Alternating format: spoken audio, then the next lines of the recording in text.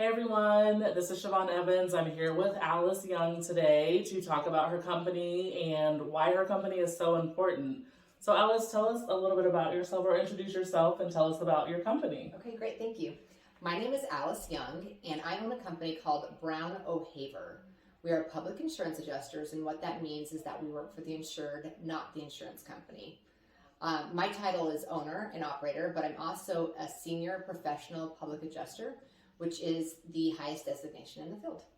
Congratulations on that. Thanks. That's awesome. Yes, I just also passed my AIC, which is Associates in Claims, which is also kind of a rare designation, but... Awesome. Go get her. That's who she is. Tell us the history of your company. So in 1988, my parents started this business, and they started in Arizona. Okay. I'm the youngest of 5, and I'm the only one that went into the business. But I met an Oklahoman, which, as you know, you wind up in Oklahoma. And so I started this company in 2006. Okay. And so now we've been in business since then. Awesome. Some longevity there for sure. Yes.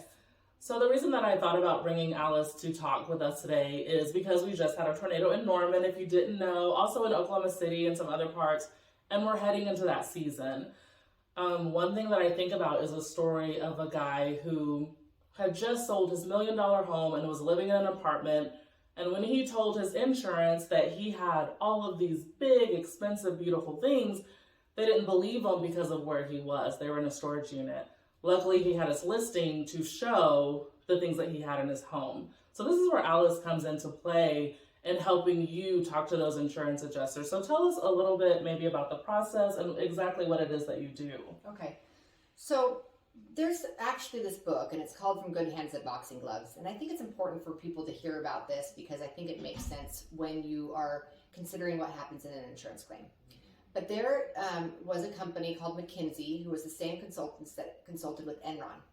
And they came back to Allstate and they told them that 90% of people will take whatever you offer them. 90% of people. Mm-hmm. And they make so much money on the 90 that they can fight the other 10. And what they find is that they can pay about 60 cents on the dollar. And if you pay about 60 cents on the dollar, that most people won't notice it. Right. So what we do as public adjusters is help bridge that gap. Okay. And we do that by looking through your policy and making sure that we're looking at all of your coverages. A typical policy has its structure, personal property, and additional living coverage. One thing you're going to find in the tornado is there's also other structures, fences, barns, and things like that that have that got damaged. But in the structure, we make sure that everything is assessed properly, and we make sure that everything is going to be built back the way it should be built back. Also, it should be rebuilt and repaired versus just cleaned or something like that. In the personal property, then that's a really big area, is where you were talking about earlier, because people don't realize all the stuff they have in their house. In fact, most people think, oh, I have a TV, I have a couch, I have an expensive coffee maker, but they don't think about the other little things. For example, you and I both have little kids. Yes. Think about all the times you go to the store and you buy extra Tylenol, forgetting that you have another 7 Tylenols in the cabinet. Guilty. Yes. And the other things too are spices, pens, pencils, all of the things that you don't think about. That's where the money adds up. Yeah, sure, a TV is, a couple grand. But when you start adding up all of the extra things that you have in your junk drawer, all the things, all the toys your kids have, that's what really matters. So Brown O'Haver goes in and we inventory everything in your house from top to bottom that's been damaged. And we also make sure that you get paid for items that could just be cleaned, because you do have a right to be paid for those. The other area is additional living expenses. We don't take a fee on that piece at all. We just help somebody to make sure that they have a rental, they have a place that they can stay, and that they are there and they're healthy and safe while they're waiting for their home to be built. That's great. Yeah. Alice and I are in Toastmasters together, and I remember her talking about toothbrushes and things like that. And yeah, I have an electric toothbrush. It costs more than $2. However, it's not what you're thinking about when you're in the middle of just this life-altering event.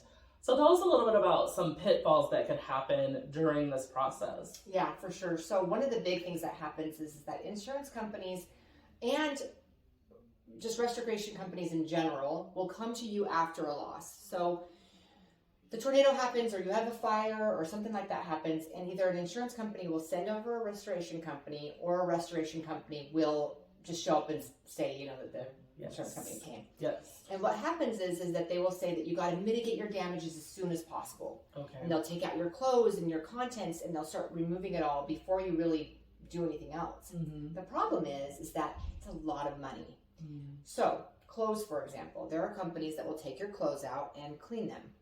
Well, I don't know about you, but for me, I have clothes that are too big for me, and I have clothes that are too small for me, and I also have children that are continuing to grow that has a ton of stuff in the closet. So I don't want a restoration company to clean those things. I'd rather be paid for them. Yeah. And they charge quite a bit of money to do it. In fact, an average family of 4, the cleaning bill for clothes is $30,000. Oh my goodness. Now, I don't know about you, That is but I could go wild. on a very good shopping spree An for clothes. amazing shopping spree. If I could get that money myself. And you have the right to be Definitely. paid it instead of the restoration company. Wow. So if you can wait and hold off on having anybody come and take your stuff out, then you can hold off, you can get an estimate, and you can be paid fairly, and then you can make a choice. Now look, if you want to have a restoration company clean it, great, do it. Yes. Maybe there's some of those things that you really love and suits that you use for work and things like that, and have those cleaned.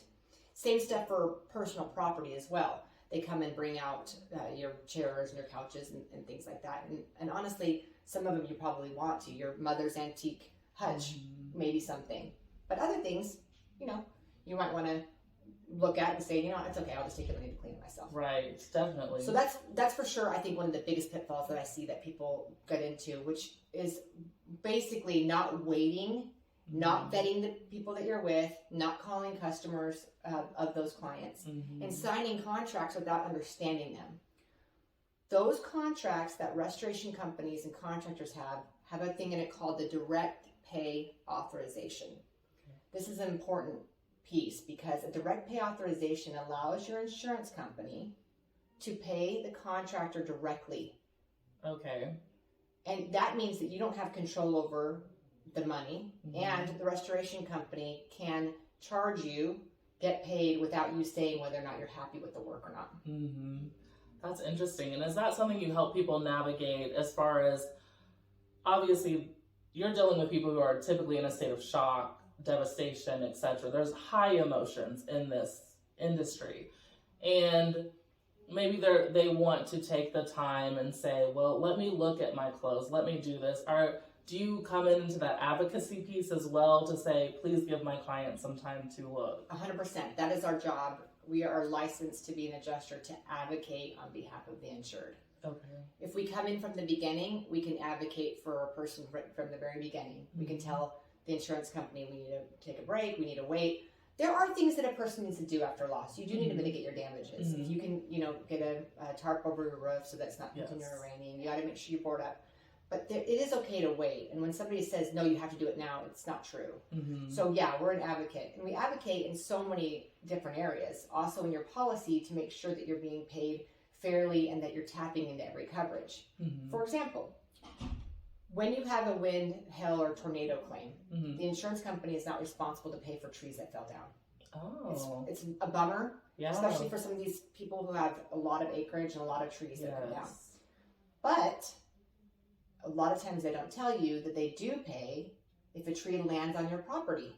Oh. So if it landed on your roof or on your boat or on your car or even on your electric line and you have to remove it, maybe not electric line because probably OG&E does it, Right. but even just a line that you had, like a sewer line, and you have to remove it yourself, you can be paid the debris removal for removing that tree. Interesting. And those are little things that we find inside the policy that we can try and make sure we tap. Another thing that a lot of people don't know is that if you do reach a limit on any coverage, that you can get your deductible back.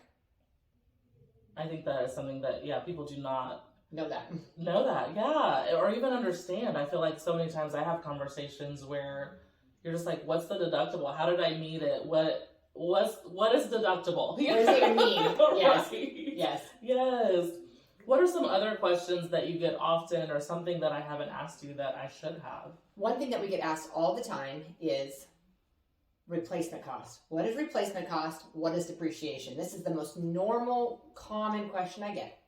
Most people don't understand that even though you have a replacement cost, the insurance company pays you the actual cash value up front, and then they will pay the depreciation once you do the work. Okay. So this is an area where some people think that the insurance company is shorting them, but they're actually not. Okay. It is completely appropriate. That's how the policy reads. They are allowed to depreciate it first, and then once you do the work, you turn in your receipt and you show that you did the work, and then you get your depreciation back. Okay. When should people call you?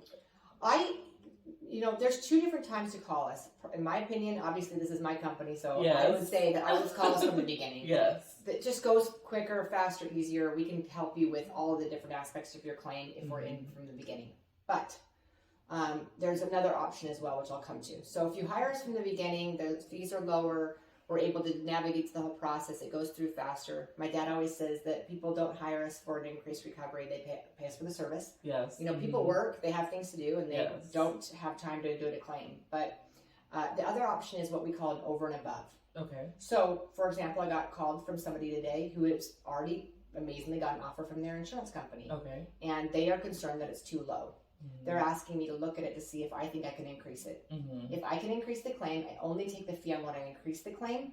Okay. And if I'm not able to increase the claim, I don't take a fee. Okay. So that's another option, especially for somebody who's never had a claim before or never used a public adjuster. It's like, how do I really know she increased my claim? Right.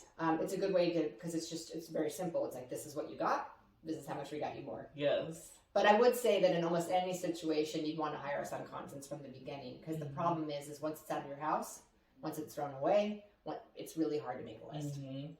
And so we're talking about tornado. Obviously, there's tornadoes that came through, but we could call you on fire damage, flooding, anything like that, correct?